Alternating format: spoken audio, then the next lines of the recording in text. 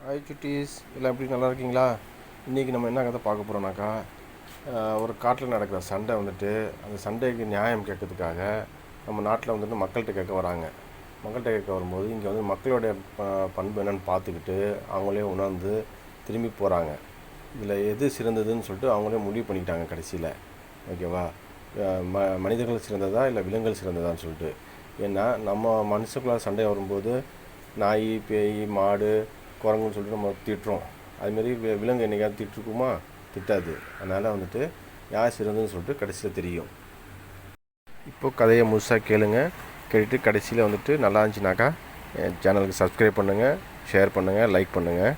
மற்ற இன்னும் நிறைய பேர் வீடியோ பார்க்குறாங்க, சப்ஸ்கிரைப் பண்ணாமலே பார்க்குறாங்க. அதனால் ப்ளீஸ் சப்ஸ்கிரைப் பண்ணுங்கள். அப்போ தான் வந்துட்டு நான் இன்னும் நிறைய கதை சொல்கிற மாரி வீடியோ போடுற மாரி இருக்கும். ஓகே, சப்ஸ்கிரைப் பண்ணிடுங்க. ஒரு பெரிய அடர்ந்த காடு இருந்தது. அந்தக் காட்டில் சிங்கம், புலி, யானை, மான், நரி, குரங்கு, கரடி, முயல், பறவைகள் என்று பல விலங்குகள் அமைதியாக ஒன்றாக வாழ்ந்து வந்தன. அந்தக் காட்டில் ஒரு நல்ல பழக்கம் இருந்தது. ஏதாவது பிரச்சனை ஏற்பட்டால் அவர்கள் சண்டை போடாமல் எல்லோரும் ஒன்றாக கூடி பேசிக்கொண்டு தீர்வு காண்பார்கள். அந்தக் காட்டில் பஞ்சாயத்து தலைவர்களாக பெரிய யானையும் புத்திசாலியான ஆந்தையும் இருந்தனர். ஒரு நாள் கடும் வெயில். எல்லா விலங்குகளும் தண்ணீர் குடிக்க ஆற்றங்கரைக்கு வந்தன. அப்போது ஒரு மான் தண்ணீர் குடித்துக் கொண்டிருந்தது. அதே நேரத்தில் ஒரு காட்டு எருமையும் அங்கு வந்தது. எருமை கோபமாக, இது என் இடம், நான் தான் முதலில் தண்ணீர் குடிக்க வேண்டும், நீ விலகு என்று சொன்னது. அதற்கு மான் அமைதியாக, இந்த ஆறு எல்லோருக்கும் பொதுவானது, நான் குடித்து முடித்தவுடன் நீ குடிக்கலாம் என்று சொன்னது. ஆனால் எருமை கேட்காமல் மானை தள்ளியது. இதைக் கண்டு மற்ற விலங்குகள் பயந்தன. சில விலங்குகள் சண்டை போட வேண்டாம் என்று சொன்னாலும் இருவரும் கேட்கவில்லை. அதனால் எல்லா விலங்குகளும் ஒன்று கூடி ஆலோசனை செய்தன. அப்போது புத்திசாலியான ஆந்தை, நாம் நகரத்துக்குப் போய் மனிதர்களிடம் நியாயம் கேட்போம், மனிதர்களுக்கு 6 அறிவு இருக்கிறது, அவர்கள் நமக்கு சரியான தீர்வு சொல்வார்கள் என்று கூறியது. அடுத்த நாள் யானை, மான், எருமை, குரங்கு, நரி, முயல், ஆந்தை ஆகியவை நகரத்துக்கு பயணம் செய்தன. நகரம் அவர்களுக்கு புதிதாக இருந்தது. உயரமான கட்டிடங்கள், வண்டிகள், மக்கள் கூட்டம் எல்லாம் பார்த்து அவர்கள் ஆச்சரியப்பட்டனர். ஆனால் ஒரு பெரிய சாலையில் 2 மனிதர்கள் கடுமையாக சண்டை போட்டுக் கொண்டிருந்தார்கள். இந்த நிலம் என்னுடையது என்று ஒருவன் கத்தினான். இல்லை, இது என் நிலம் என்று மற்றவன் கத்தினான். இருவரும் ஒருவரை ஒருவர் தள்ளி அடித்துக் கொண்டனர். அதை பார்த்த குரங்கு, இவர்கள் ஏன் சண்டை போடுகிறார்கள் என்று கேட்டது. அருகில் இருந்த மனிதன், இந்த நிலம் யாருடையது என்று சண்டை என்று சொன்னான். அதைக் கேட்ட யானை, நாம் காட்டில் எந்த நிலத்தையும் என் நிலம் என்று சொல்லி சண்டை போட மாட்டோம், எல்லாம் இயற்கையின் சொத்து என்று சொன்னது. அப்போது மான் மற்ற விலங்குகளை பார்த்து, ஒரு மனிதன் இறந்த பிறகு புதைக்க அவருக்கு 6 அடி நிலம்தான் தேவை, அதை கூட புரியாமல் ஏன் இவர்கள் இப்படி சண்டை போடுகிறார்கள் என்று சொன்னது.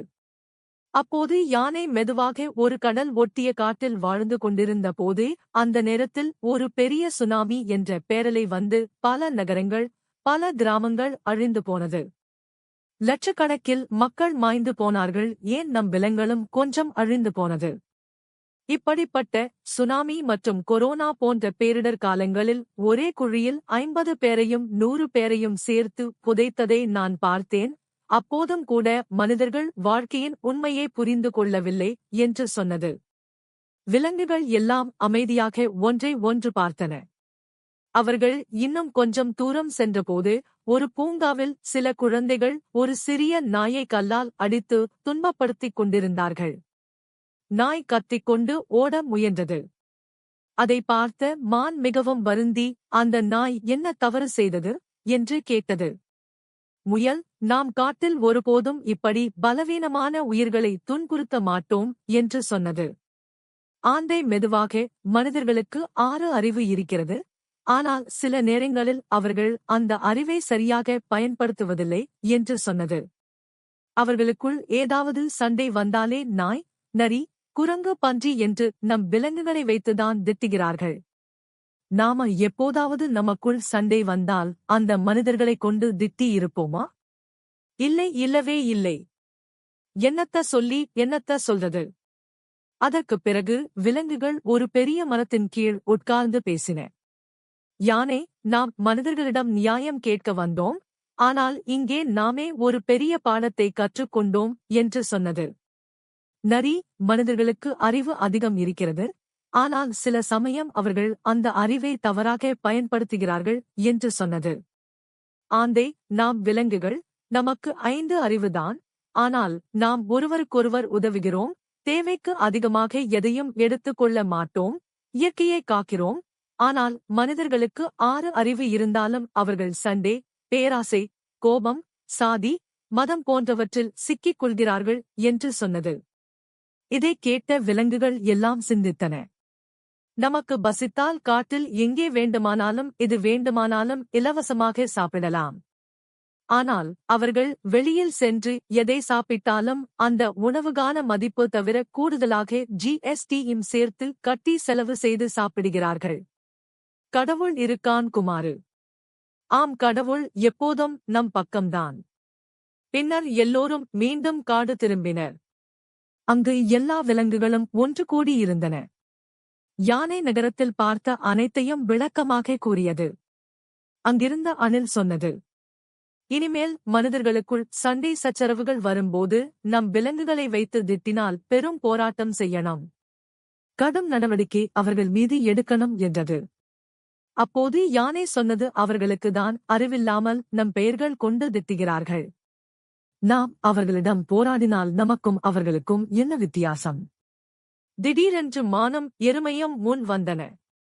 மான், நாம் ஒரு சிறிய விஷயத்திற்காக சண்டை போட்டோம், ஆனால் மனிதர்களை பார்த்த பிறகு நமக்கு உண்மை புரிந்தது என்று சொன்னது. எருமை தலையை குனிந்து, நான் தவறு செய்து விட்டேன், அந்த ஆறு எல்லோருக்கும் பொதுவானது என்று சொன்னது. எல்லா விலங்குகளும் மகிழ்ச்சியாக இருந்தன. இறுதியில் ஆந்தை, நமக்கு 5 அறிவுதான் இருந்தாலும் நாம் அமைதி, அன்பு, ஒற்றுமையோடு வாழ்கிறோம், அதனால் சில நேரங்களில் மனிதர்களை விட நாமே சிறந்தவர்கள் என்று சொன்னது. அந்த நாளிலிருந்து அந்த காட்டில் உள்ள விலங்குகள் இன்னும் ஒற்றுமையாக வாழ ஆரம்பித்தன. இந்த கதை நமக்கு சொல்லும் பாடம் என்னவென்றால், அறிவு அதிகம் இருப்பது முக்கியம் அல்ல, அந்த அறிவை நல்ல வழியில் பயன்படுத்துவதுதான் உண்மையான அறிவு.